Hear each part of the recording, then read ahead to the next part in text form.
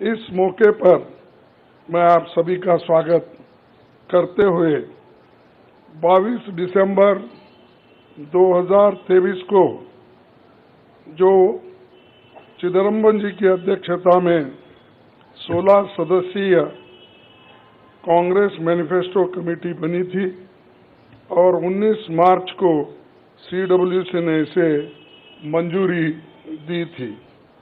व्यापक जनभागीदारी और संपर्क के बाद हमारा घोषणा पत्र बना है। इसके लिए वेबसाइट आवाज भारत की बनी, जिस पर भी काफी सुझाव मिले। हमारा ये घोषणा पत्र देश के राजनीतिक इतिहास में न्याय के दस्तावेज के रूप में याद किया जाएगा।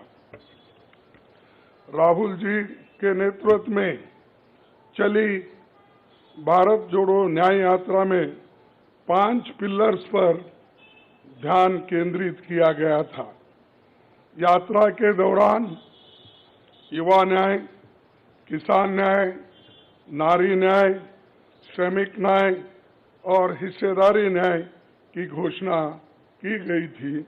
जहां कहीं भी हम गए, इन न्याय की बात हमने करी थी और इसकी गारंटी भी हमने दी है। इन 5 पिलर्स में से 25 गारंटी निकलते हैं। हर 25 गारंटी ने किसी न किसी को लाभ मिलने का इसके अंतर्गत यहाँ पर हमारे मैनिफेस्टो में भी है और इसके लिए जो हम पहले से ही करते हुए आए हैं वो भी हमने इसका उल्लेख किया है। मैं कुछ बातें आपके सामने रखना चाहता हूं।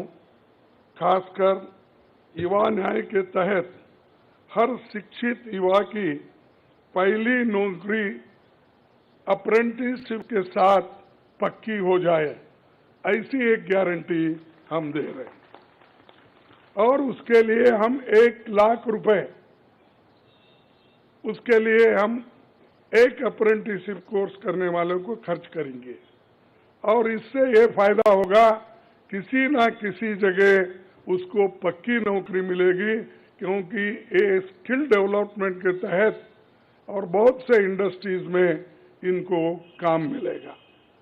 नारी न्याय के तहत गरीब परिवार की महिला को सालाना 1 लाख की मदद देंगे।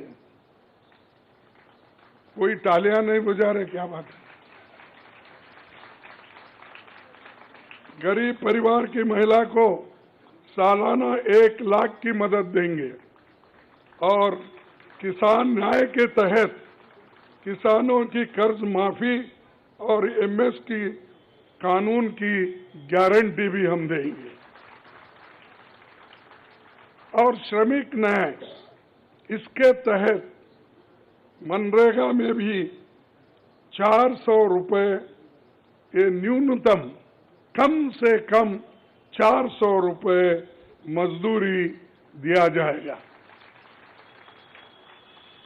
हिस्सेदारी न्याय में सामाजिक आर्थिक समानता के लिए हर व्यक्ति और हर वर्ग की गिनती या जातीय जनगणना होगी, जिससे सबको फायदा होगा, या किसी के फॉर्म में किसी के अगेंस्ट में ये नहीं है कि हालात को समझने के लिए ये जातीय जनगणना करेंगे, जैसा कि SC/ST की जातीय जनगणना होती है और वैसा ही जो पिछड़े लोग हैं और भी ये अपर कास्ट में भी गरीब लोग हैं, सबकी हालत क्या है ये जानने के लिए हम जातीय जनगणना कराएंगे और इसका फायदा हर वर्ग को मिलेगा। हमारे घोषणा पत्र में संवैधानिक न्याय, कॉन्स्टिट्यूशनल जस्टिस खंड में लोकतंत्र बचाओ, भय से मुक्ति से लेकर मीडिया, न्यायपालिका आजादी, भ्रष्टाचार के खिलाफ मुहिम जैसे मुद्दे, कला, संस्कृति जैसे विषय भी है। आर्थिक न्याय, इकोनॉमिक जस्टिस खंड में आर्थिक नीतियों, बेरोजगारी, टैक्सेशन और टैक्स रिफॉर्म्स, ये सारी चीजें उसमें हम लाएंगे। इंडस्ट्री और इंफ्रास्ट्रक्चर पर ठोस काम हम करेंगे। राज्य न्याय, जस्टिस फॉर द स्टेट्स में संघीय विकास, पूर्वोत्तर भारत पर रोशनी हम डाले हैं और जहां कहीं भी फेडरल स्ट्रक्चर को धोखा होगा, हम उस वक्त अपनी आवाज उनके साथ भी उठाएंगे और जब हमारी गवर्नमेंट आएगी तो उनको बराबरी का हिस्सा देंगे और ताकि वो पैसे के लिए तरस ना हो, चाहे वो ड्रॉट हो, फ्लड हो, डिसास्टर्स हो। इसके लिए नेचुरल डिसास्टर्स, इन सब के लिए फेडरल गवर्नमेंट को कानून के तहत जो मदद मिलना चाहिए वो हम जरूर उनको दिलाएंगे। उसी के साथ देश की प्रतीक्षा और आंतरिक सुरक्षा के महत्व को ध्यान में रखकर रक्षा न्याय की भी खंड है, जिसमें विदेश नीति भी है और विदेश नीति हमारी अब तक सफल हुई है और उसी नीति पे अगर ये लोग काम करते थे और ठीक ढंग से चलते थे और बहुत से मुश्किल हमको आज जो आ रहे हैं वो कभी नहीं आते थे। तो इसीलिए हम अपना रक्षा न्याय का देश की रक्षा के लिए पूरा हम काम करेंगे। आखिरी एक महत्व का बिंदु पर्यावरण न्याय भी देंगे।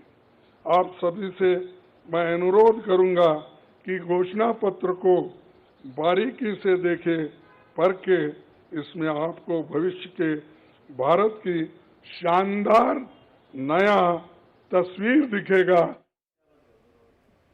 तो कांग्रेस की तरफ से आपको बता दें कि घोषणा पत्र को जारी